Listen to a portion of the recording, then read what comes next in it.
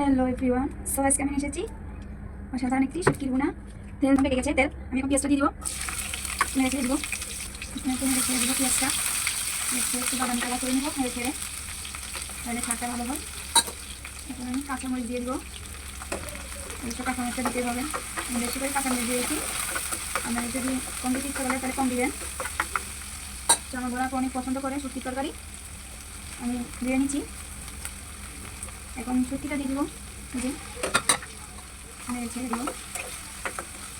শুটকির তরকারি হলে তার কিচ্ছু লাগে না, আমার তো মাছ মাংস কিচ্ছু লাগে না, শুটকি বোনা দিয়ে আমি পেট ভরি ভাত খেতে পারি, আপনার কাটা পছন্দ। এখন আমি ভালো করে ভেজে দিব, এই শুটকিটা নরম হয়ে যায় তেলের মধ্যে, কিন্তু ছাড়তে ভালো হবে। ফিরে আসি 10 মিনিট পর।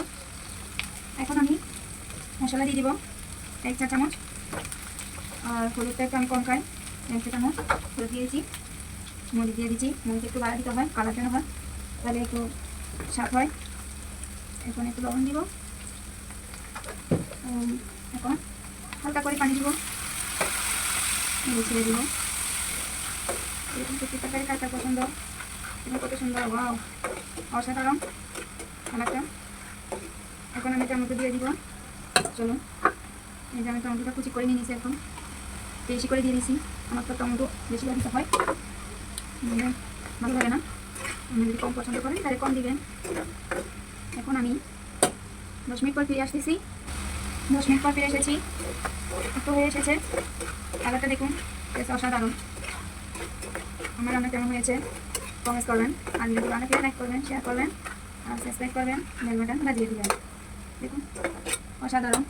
এখন আমি ধনিয়া পাতাটা দিয়ে দিব উপরে, ধনিয়া পাতা অবশ্যই বেশি করে দিতে হয়, তাহলে তো আর বলা যায় না, 1 প্লেট না 2-3 প্লেট খাওয়া যাবে ধনিয়া পাতা দিলে। তো মানে কাকার পছন্দ শুটকি বোনা জোস হয়েছে একদম। আমি আলুটা সিদ্ধ করেছিলাম, ভুলে গেছি, আলু সিদ্ধ করে রাখছি, সিদ্ধ করে আলু দিয়ে দিয়েছি, তাই কিন্তু শাকটা আরও বেশি হবে। সরি, ভুল বলে ক্ষমা করে দেবেন। বেশ অসাধারণ, আমার মনে কেমন হয়েছে দেখুন, ওয়াও।